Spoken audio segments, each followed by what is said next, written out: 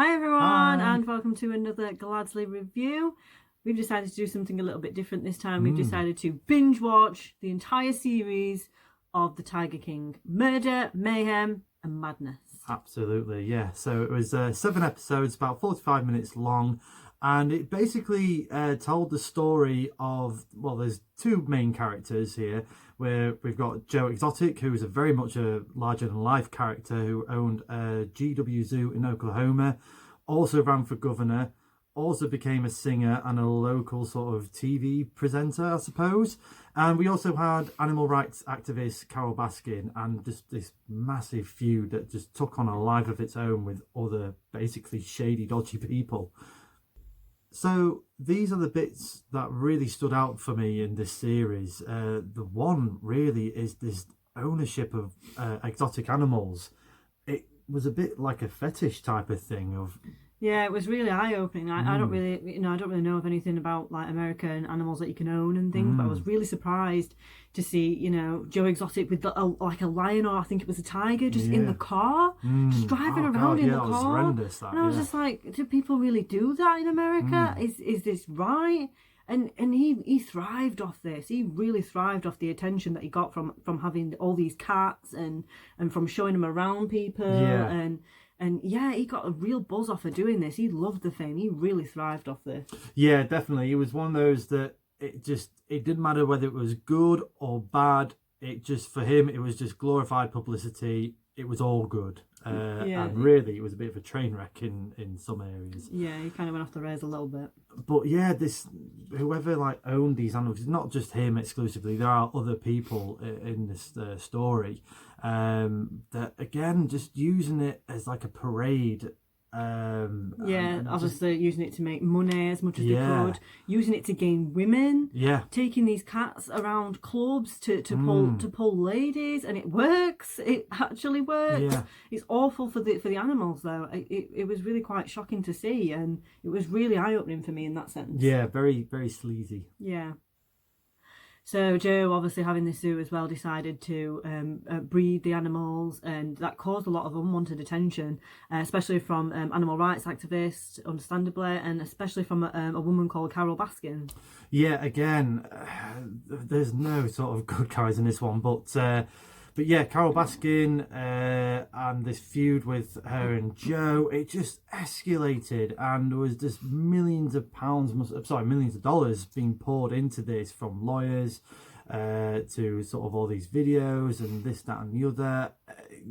You see this on like Facebook, really, where it's just kind of Tit for tat. yeah, tit for tat. But this has just kind of been like, with not very clever people, but with stupid amount of money.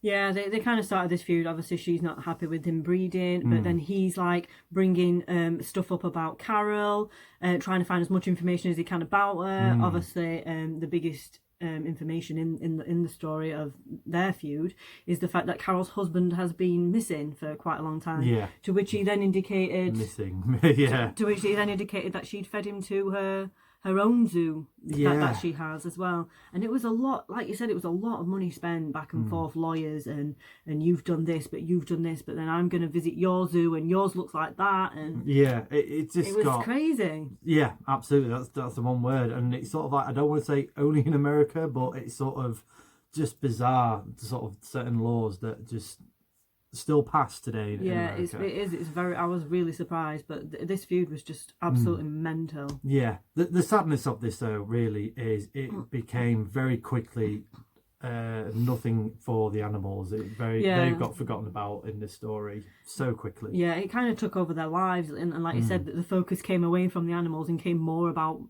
just their little argument that they had going off. Yeah. So I feel like there was a lot of people involved in the story as well. It wasn't just Joe's life. I mean, Joe had quite a few husbands by the end of the series.